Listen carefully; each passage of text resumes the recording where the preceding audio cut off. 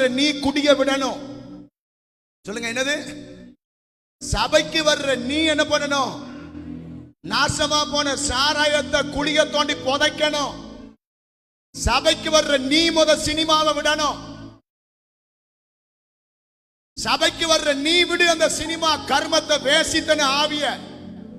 உன் போன்ல சினிமா இருந்தா விபச்சார ஆவி உன் செல்லுல இருக்கும். உன் ஸ்டேட்டஸ்ல சினிமா பாட்டு இருந்தா விபச்சார ஆவி உன் ஸ்டேட்டஸ்ல இருக்கும். உன் குடும்பத்தை அதம் பண்ணும். உன் பிள்ளைகள் வளரும் போது அந்த ஆவி பிள்ளைகளை பிடிக்கும். ஞானமில்லாத தகப்பன், ஞானமில்லாத தாய், ஞானமில்லாத பிள்ளைகள் என்ன வாழ்க்கை வாழ்றோம்? ஒரு காலத்தில் அறிவு கட்ட வாழ்க்கை, அறிவில்லாத வாழ்க்கை. இப்ப கர்த்தர் நம்முடைய மனக்கண்ணை திறந்திருக்கிறார், சத்தியத்தை தருகிறார். காதுள்ளவன் கேட்பான். கேட்க விருப்பம் இல்லைன்னா காதை அடைச்சிட்டு போற போக்குல போயிருவான். ஸ்பீடா போறது தெரியாது.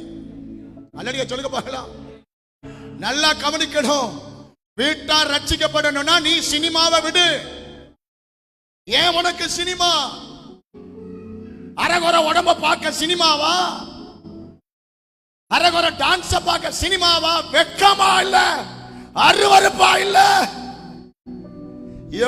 எவனோ ஒருத்தி பெத்த பொண்ணு அரகுறையா நிக்கிறா அந்த டிவியிலையும் செல்லுலையும், அருவருப்பா இல்ல? உன் வீட்டார் மனம் திருமணமா? சாராயத்துக்கு முடிவு கட்டு. உன் வீட்டார் மனம் திருமணமா? சினிமாவுக்கு முடிவு கட்டு. உன் வீட்டார் மனம் திருமணமா? விபச்சார ஆவிக்கு முடிவு கட்டு.